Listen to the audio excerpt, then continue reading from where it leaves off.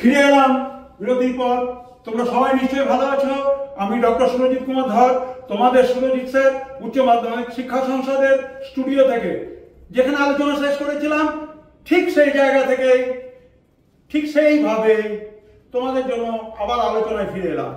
দেখো, আমি বলেছিলাম যে জাতিগত প্রশ্নের ধারণা আমি আলোচনা করেছি, এবং একটি দেশ যদি শাসক হয়, রুলার হয়, তাহলে তার অধীনে যে দেশ বা দেশসমূহ আছে সেগুলো হচ্ছে শাসিত, রুলড। সেই রুলার এবং রুলড এর সম্পর্কটা কিন্তু জাতিগত প্রশ্নের উপরে দাঁড়িয়ে আছে। আমরা জার্মানরা তারা এই কথা প্রচার করেছিল যে পৃথিবীতে জার্মানরা টিউটনিক জাতির অংশ, জার্মানরা বিশুদ্ধ আর্য জাতির অংশ, এবং এই চিন্তা ভাবনা থেকে জার্মানরা গোটা পৃথিবীর উপরে শ্রেষ্ঠত্ব দাবি করেছিল। এবং জার্মানির এই তাত্ত্বিক জাতিগত শ্রেষ্ঠত্বের ধারণাকে যারা বাস্তব রূপ দিয়েছিলেন তারা হলেন ট্রিটকে, নিটশে, বার্নহার্ডি, ফিchte, কান্ট, হেগেল।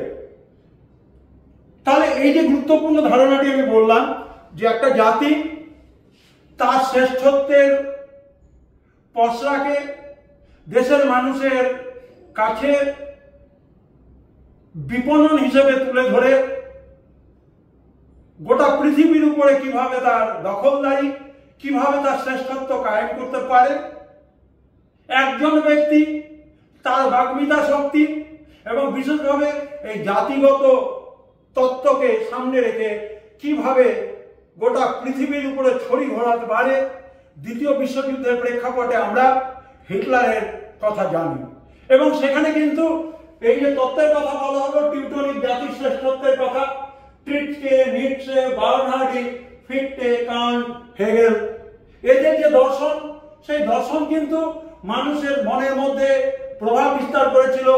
জার্মানদের জন্য গোটা পৃথিবী সাম্রাজ্যের অধীনে আসতে বাধ্য হয়েছিল। আমরা ফ্রান্সের কথা বলবো, তারা লাতিন সভ্যতা সংস্কৃতির দোহাই দিয়ে ক্লেমাসু, পয়েন্টারে এরা কি করলেন, ফ্রান্সের সঙ্গে জার্মানির সংঘাতকে অনিবার্য করে তুললেন। ইংল্যান্ড তারা দাবি করত তারা অ্যাংলো স্যাক্সন জাতির অংশ, এবং এই জাতিগত প্রশ্নকে যিনি বাস্তব রূপ দিতে সক্ষম হয়েছিলেন তার লেখনীর মধ্য দিয়ে তিনি হলেন হোমার লি। হোমার লি।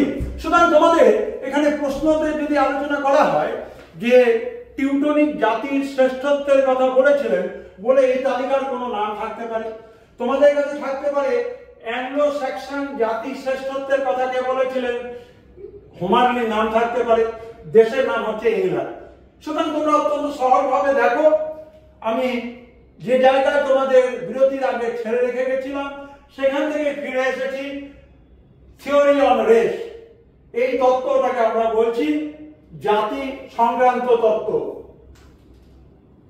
এবার আমরা আসছি উপনিবেশের উপরে যে গুরুত্বপূর্ণ সন্ধিগুলো হয়েছিল, সেই সন্ধিগুলো এবং তার সাল। সন্ধিগুলো এবং তার সাল 1792 সাল ইংরেজদের সঙ্গে দক্ষিণ ভারতে, তোমরা নিশ্চয়ই বুঝতে পারছো, মাদ্রাজের সন্ধি, যার আরেকটি নাম হচ্ছে শ্রীরঙ্গপত্তমের সন্ধি, অবশ্যই আমাদের মহীশূরের ইতিহাসের সঙ্গে যুক্ত রয়েছে। দক্ষিণ ভারতে ইংরেজরা তাদের সাম্রাজ্যবাদ কায়েম করার ক্ষেত্রে প্রথমে হায়দার আলী, পরবর্তীকালে টিপু সুলতানের সঙ্গে যুদ্ধে জড়িয়ে পড়েছিলেন, এবং হায়দার আলী টিপু সুলতানের পরাজয়ের পর তাদেরকে যে সমস্ত চুক্তিতে স্বাক্ষর করানো হয়েছিল তার মধ্যে একটি নাম হচ্ছে মাদ্রাজের সন্ধি বা শ্রীরঙ্গপত্তমের সন্ধি। 1802 সাল বেসিনের সন্ধি মানে অবশ্যই আমাদের মনে রাখতে হবে ইংরেজদের আরেকটি গুরুত্বপূর্ণ শক্তিশালী প্রতিপক্ষ, সেটি হচ্ছে মহারাষ্ট্র বা মারহাট্টা বা মারাঠা। তৃতীয় হচ্ছে 1814 ইঙ্গো নেপাল যুদ্ধ, নেপালের সঙ্গে যুদ্ধ হয়েছিল। আমরা সেখানে দেখতে পাই যে নেপালিরা অত্যন্ত সাহসের সঙ্গে যেভাবে হিমালয় এবং তার সন্নিহিত অঞ্চলে তাদের সাম্রাজ্য বিস্তার করেছিল, আমরা সেখানে নাম জানি অমর বাহাদুর সিং, অমর বাহাদুর থাপা, এবং 1814 থেকে 1816 এই সময়ের মধ্যে আমাদের ইংরেজদের সঙ্গে নেপালের যুদ্ধ হচ্ছে। 1816 সালে আমরা দেখতে পাই সগৌলি সন্ধি হয়েছে ইংরেজদের সঙ্গে। 1818 সালে তৃতীয় ইঙ্গ মারাঠা চুক্তি, অর্থাৎ মারাঠারা কিন্তু একটা কনফেডারেসি বা সমবায় হিসাবে ছিল, তার একটা যৌথ শক্তি ছিল, এবং সেই Maratha রাষ্ট্রমণ্ডল confederacy of the Maratha, সেই কনফেডারেসি অব দ্য মারাঠার অংশ ছিলেন সিন্ধিয়া, ভোঁসলে, হোলকার এবং গায়কোয়াড়, চারটে রাজপরিবার। সিন্ধিয়া, ভোঁসলে, হোলকার, গায়কোয়াড়, এবং তাদেরকে বিভিন্ন ধরনের যুদ্ধে পরাজিত করে ইংরেজরা গুরুত্বপূর্ণ সন্ধি তৈরি করেছিল। 1802 সালে বেসিনের কথা বলেছি, 1803 সালে রয়েছে সূর্যি অর্জুন গাঁওয়ের সন্ধি। আমরা আলোচনা করব 1840 সাল নিউজিল্যান্ড ইংরেজরা দখল করতে সক্ষম হয়েছিল। 1849 সালে ইঙ্গ শিখ চুক্তি। অবশ্যই তোমাদের মনে রাখতে হবে এই শিখদের একজন জাতি হিসেবে, গুরুত্বপূর্ণ যোদ্ধা হিসেবে, ইংরেজ বিরোধী শক্তি হিসেবে যিনি তুলে ধরেছিলেন তিনি হচ্ছেন অবশ্যই রঞ্জিত সিং। রঞ্জিত সিং এবং 1809 সালের অমৃতসরের চুক্তি অত্যন্ত গুরুত্বপূর্ণ একটি চুক্তি। 1879 সালে আফগানিস্তান এবং ইংরেজদের মধ্যে গন্ডামাকের সন্ধি হয়েছিল। 1898 সাল আমেরিকা হাওয়াই দ্বীপপুঞ্জ দখল করেছিল। 1907 সালে ইঙ্গো রুশ কনভেনশন হয়েছিল। সুতরাং তোমাদের সাল এবং গুরুত্বপূর্ণ ঘটনা এই একটি চার্টের মাধ্যমে, সারণীর মাধ্যমে তুলে ধরা হলো। তোমাদের এমসিকিউ এর জন্য এটি অত্যন্ত কাজে লাগবে এই আশা রাখি। এবারে তোমাদের যাচ্ছি, এতক্ষণ বললাম সেটা হচ্ছে থিওরিটিক্যাল অ্যাসপেক্ট। আসল হচ্ছে তোমাদেরকে এমসিকিউ এর প্রশ্নগুলো নির্ভুলভাবে এবং কিভাবে প্রশ্নগুলো তৈরি হতে পারে তার ধারণা দিচ্ছি। তোমরা স্তম্ভ মেলানো জানো, ক স্তম্ভ এবং খ স্তম্ভ। দেখো তোমাদের জন্য রাখা আছে ক স্তম্ভে বিখ্যাত ব্যক্তিদের নাম, হবসন, লেনিন, মিল, স্মিথ। খ স্তম্ভে রয়েছে গ্রন্থের নাম এবং তার উপরে বিকল্প সমূহ, অল্টারনেটিভ। বিগত বছরগুলোতে আমাদের উচ্চ মাধ্যমিক শিক্ষা সংসদ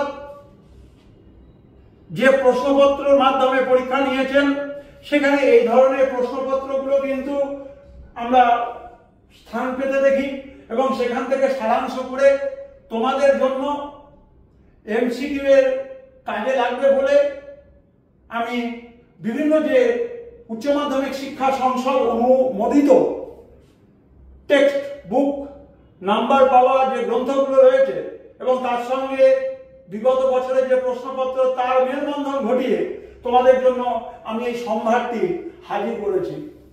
আশা করি তোমরা এগুলোকে কাজে লাগাবে এবং একই সঙ্গে আমাদের উচ্চ মাধ্যমিকের ইতিহাস পরীক্ষাতে তৃতীয় সেমিস্টারে তোমরা হাসি মুখে সফলভাবে ইতিহাসে খুব ভালো কিছু করতে পারবে এই আশা আমার আছে, এই প্রত্যয় আমার আছে।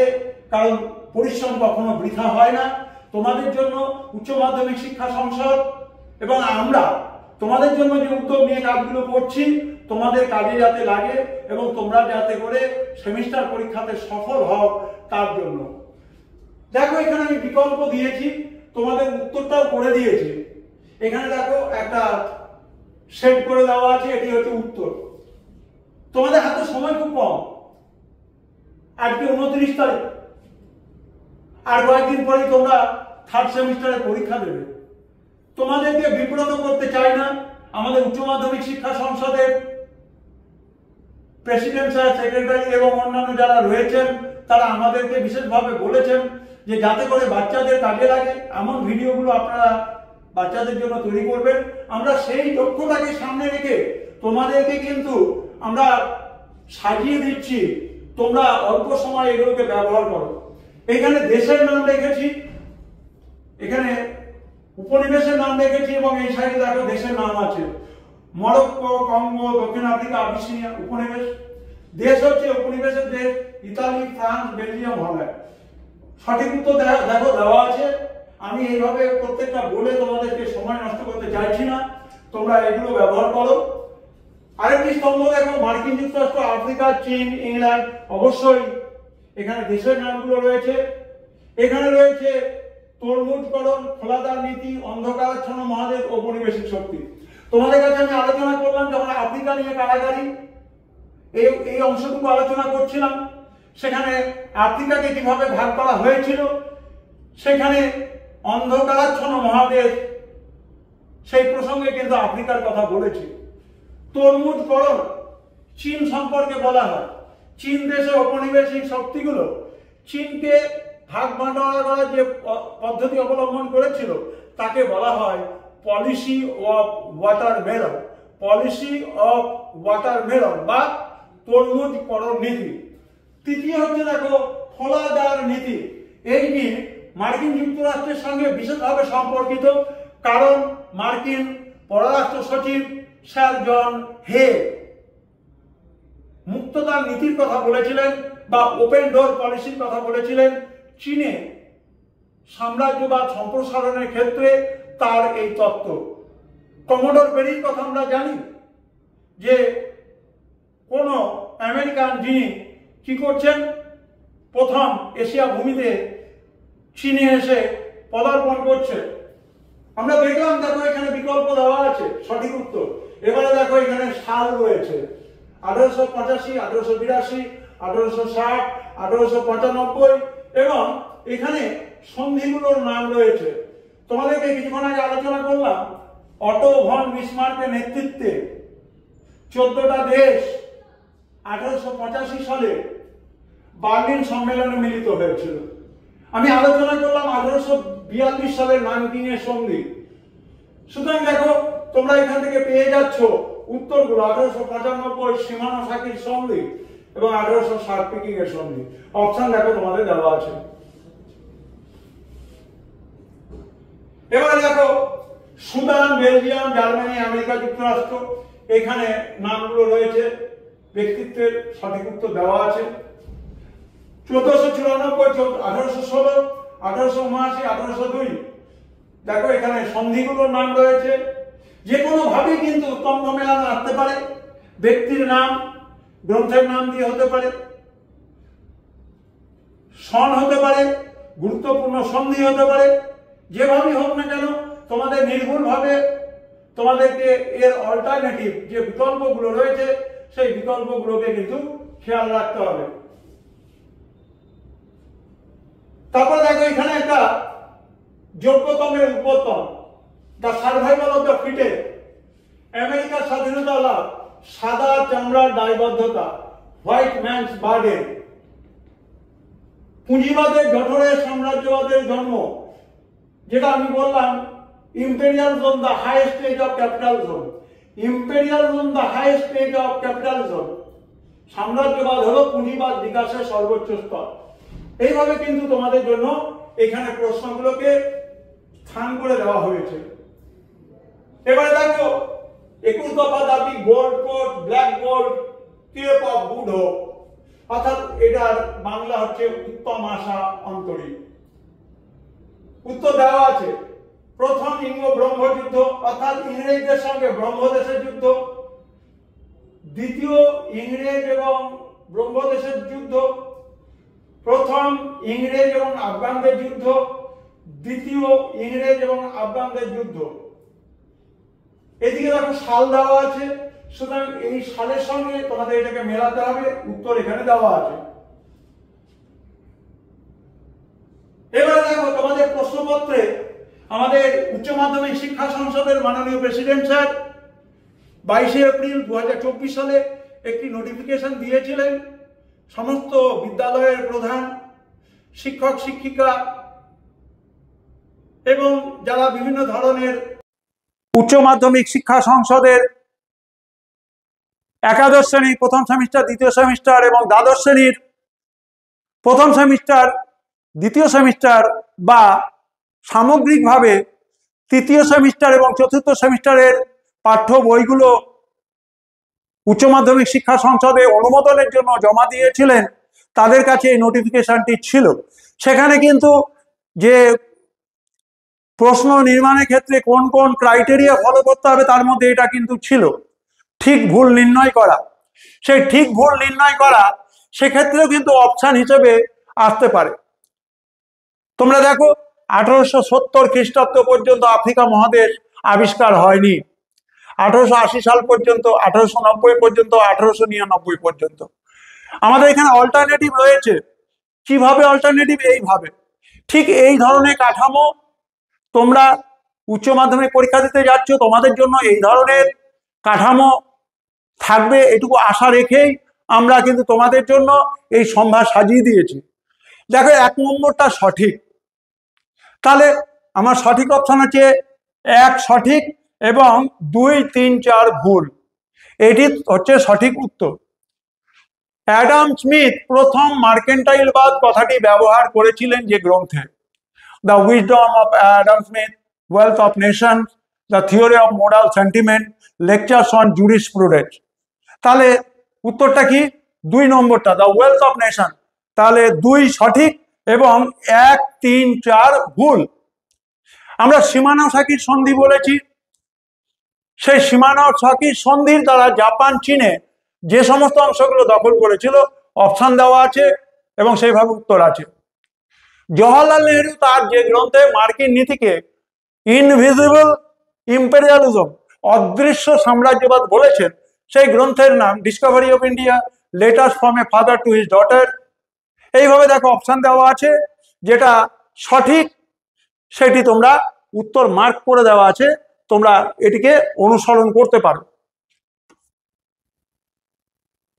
এবারে আবার আমরা একই পদ্ধতিতে দেখো, ইয়ান্দাবু সন্ধি হয়েছিল ফরাসি ব্রহ্মদের, ইংরেজ ব্রহ্মদের, ইংরেজ ফরাসি, ইংরেজ গোলন্দাজদের মধ্যে। আমাদের 2 নম্বর সঠিক, ইংরেজ এবং ব্রহ্মদের। ইয়ান্দাবু ব্রহ্মদেশের অংশ। অ্যামিয়েন্সের সন্ধি উত্তর দেওয়া আছে দূরপ্রাচ্য, ফার ইস্ট। দূরপ্রাচ্য বলতে গেলে ফার ইস্ট বলা হয়, এবং তার উত্তর দেওয়া আছে ইনকা সভ্যতা ধ্বংস করেন। এখানে একটি অপশানে তোমার ভুলভাবে চলে গেছিল, যার জন্য পরে কিন্তু আমরা সঠিক অপশানটিতে চিহ্নিত করে দিয়েছি। ঠিক আছে, এবারে জার্মানির টিউটনিক জাতি হলো পৃথিবীর শ্রেষ্ঠ জাতি, এই কথা প্রচার করেছিলেন। তোমাদের উত্তর হচ্ছে বার্নহার্ডি এবং হেনরিক ফন ট্রিটস্কি। তোমাদেরকে কিছুক্ষণ আগে জাতিগত শ্রেষ্ঠতার প্রশ্নে টিউটনিক জাতি, লাতিন সংস্কৃতি, লাতিন সভ্যতা এবং আমরা অ্যাংলো স্যাক্সনদের কথা বলেছি। সেখানে এই ব্যক্তিত্বদের যারা তাত্ত্বিক ধারণাকে ব্যাখ্যা করেছেন তাদের নাম ছিল। সেখানে দেখো বার্নহার্ডি এবং হেনরিক ফন ট্রিটস্কির কথা রয়েছে। যোগ্যতমের উৎপাদন তত্ত্বের প্রবক্তা এখানে রয়েছে অপশন, এবং তার উত্তর দেওয়া আছে। আমরা এবারে যাচ্ছি বেলজিয়াম সম্পর্কে। আমরা বেলজিয়াম নিয়ে আলোচনা করতে পারিনি, আমরা যার জন্য শেষে আলোচনাটা রাখছি। বেলজিয়াম নাইজার নদীর উপত্যকায় কঙ্গো অঞ্চলে, বিশেষত খনিজ সমৃদ্ধ অঞ্চলগুলোতে আধিপত্য স্থাপন করে। বেলজিয়ামের রাজা দ্বিতীয় লিওপোল্ড আফ্রিকায় বেলজিয়ামের উপনিবেশ বিস্তারে উদ্যোগী হন। তিনি আন্তর্জাতিক আফ্রিকা সংঘ নামে একটি সমিতি প্রতিষ্ঠা করেন ব্রাসেলসে। সমিতির প্রস্তাবনায় বলা হয় আফ্রিকার দুর্গম অঞ্চল সম্পর্কে তথ্য সংগ্রহ করার জন্য এই সমিতি গঠিত হয়েছে। ব্রাসেলস সমিতি আবিষ্কার স্ট্যানলিকে, আমরা আগেই বললাম যে আফ্রিকা মহাদেশ আবিষ্কারের ক্ষেত্রে লিভিংস্টোন এবং স্ট্যানলির কথা আমরা বলেছি। লিভিংস্টোন এবং স্ট্যানলি, সেই স্ট্যানলিকে মুখপাত্র করে নাইজার নদীর উপত্যকায় বিশাল কঙ্গো দেশের খনিজ সমৃদ্ধ অঞ্চলগুলোতে বেলজিয়ামের আধিপত্য স্থাপন করে।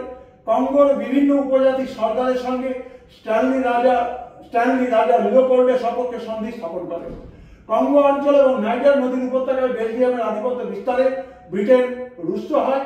বেলজিয়ামের বিস্তৃতি রোধের জন্য ব্রিটেন পর্তুগালের সঙ্গে যোগ দেয়। নাইজার নদীর মোহনা অঞ্চল দীর্ঘকাল ধরে অ্যাঙ্গোলায় পর্তুগালের একটি উপনিবেশ ছিল। এখন ব্রিটেন এবং পর্তুগাল একটি যুক্ত সমিতি স্থাপন করে নাইজার নদীতে নৌবহর এবং এই নদীর মোহনায় পর্তুগাল ব্রিটিশ একাধিপত্য স্থাপন করে নাইজার নদীর মুখ বন্ধ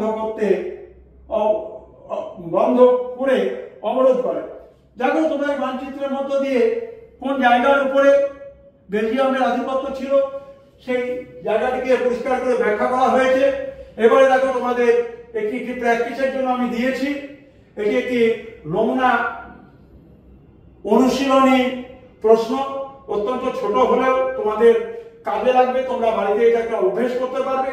কারণ আমাদের উচ্চ মাধ্যমিক সংসদ এবং মাননীয় প্রেসিডেন্ট স্যার তোমাদের জন্য কিভাবে ওএমআর শিট ফিল আপ করবে তার কিন্তু রূপরেখা দিয়েছেন। সেখানে তোমাদের ওএমআর এর রেজিস্ট্রেশন নাম্বার সঠিকভাবে লিখতে হবে, নিজের রোল লিখতে হবে, নাম্বার লিখতে হবে, যে সেন্টারে পরীক্ষা দিচ্ছ সেটা লিখতে হবে 4 সংখ্যা বিশিষ্ট, এবং যে উত্তরগুলো করছো বিশেষভাবে সেই উত্তরগুলো যাতে করে সঠিক পদ্ধতি অবলম্বন করে নীল অথবা কালো ব্লু বল পয়েন্ট পেনে তাকে যেন ডার্কেনিং করা হয়, সেই জায়গাটাকে তোমাদের প্র্যাকটিসকে আরো উন্নততর এবং আরো মজবুত মসৃণ করার জন্য আমি তোমাদের জন্য এই একটি প্র্যাকটিস সেট কিন্তু আমি দিয়েছি। ছোট হতে পারে কিন্তু এই প্র্যাকটিস সেট থেকে তোমরা এখানে অভ্যেস করবে। তোমাদের উচ্চ মাধ্যমিক শিক্ষা সংসদের যে ওএমআর শিট প্রকাশিত হয়েছে তার জেরক্স করে নেবে, জেরক্স করে নিয়ে বারবার বাড়িতে এই ধরনের স্যাম্পল কোশ্চেন পাচ্ছ, এই স্যাম্পল কোশ্চেনকে প্র্যাকটিস করবে এবং যাতে করে তোমরা পরীক্ষার হলে অত্যন্ত তাড়াতাড়ি ডার্কেনিংটাকে করতে পারো। তার জন্য তোমাদের জন্য একটি নমুনা প্রশ্নপত্র রাখা হয়েছে। আশা করি এই নমুনা প্রশ্নপত্র তোমাদের কাজে আসবে, তোমাদের অভ্যেসকে প্র্যাকটিসকে সমৃদ্ধ করবে এবং তোমাদের একই সঙ্গে আমাদের সাম্রাজ্যবাদ এবং উপনিবেশবাদ ঊনবিংশ এবং বিংশ শতকে এই যে অধ্যায়টি ছিল এই অধ্যায়ের উপরে দ্বিতীয় ভিডিও, চতুর্থ অধ্যায়কে আমরা দুটো ভিডিওতে ভাগ করেছি। প্রথম অংশটি আলোচনা আমরা বিরতির আগে করেছিলাম, বিরতির পর ফিরে এসেছিলাম। সেখানে কিন্তু আমরা বিরতির পরের অংশে তোমাদের জন্য অভ্যেস করবার জন্য প্র্যাকটিস করবার জন্য একটি প্রশ্নপত্র আমি দিয়েছি। এই প্রশ্নপত্রটি এখানে 9টি রাখা আছে। তোমরা পরীক্ষা যখন দেবে সেখানে 40টি প্রশ্ন থাকবে। কোনো ধরনের 41 বা 42 হওয়ার সম্ভাবনা নেই। 40 নম্বরের ইতিহাসের প্রশ্ন, 40টি এমসিকিউ থাকবে, 40টি ঘর থাকবে। অবশ্যই মনে রাখবে সঠিক অপশানগুলো এই যে বড় অক্ষরের ABCD আছে এইভাবেই কিন্তু থাকবে। এই 9টি প্রশ্ন তোমাদের করবার জন্য কতটা সময় লাগবে তোমরা একটি ধারণা পাবে। সেইভাবে তোমাদের 40টি প্রশ্নের উত্তর করতে কতটা সময় লাগতে পারে ওএমআর শিটে তার ধারণা এখানে পরিষ্কার হয়ে যাবে। আমরা বেলজিয়াম সংক্রান্ত বিষয়ে আলোচনা করেছি, গুরুত্বপূর্ণ ঘটনা এখানে রয়েছে, সাল রয়েছে।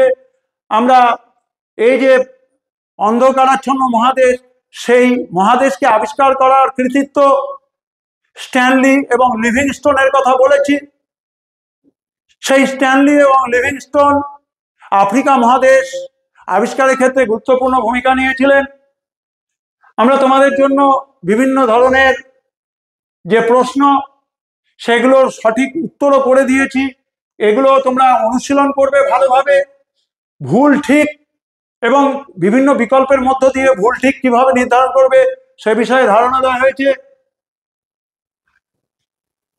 তোমাদের জন্য। দেখো আমি প্রশ্নপত্র এবং তার উত্তরপত্রও দিয়ে দিয়েছি যাতে করে তোমাদের স্বল্প সময়ের মধ্যে খুব সহজে নিজেদেরকে তৈরি করতে পারো।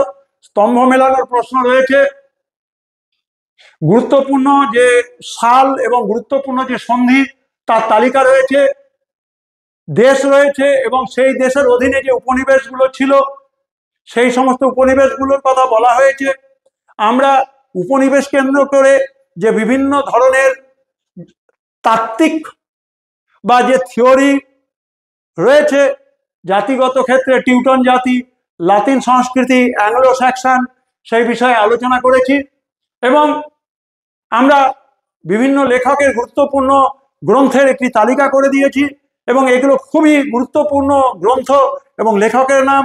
এগুলো তোমরা অনুশীলনী জন্য ব্যবহার করবে, এবং সর্বোপরি তোমরা হাসি মুখে তৃতীয় সেমিস্টার পরীক্ষা সফলভাবে উত্তীর্ণ হবে, এই শুভেচ্ছা শুভকামনা করে আজকে চতুর্থ অধ্যায় এখানে শেষ করছি। ফিরে আসবো পঞ্চম অধ্যায়ে।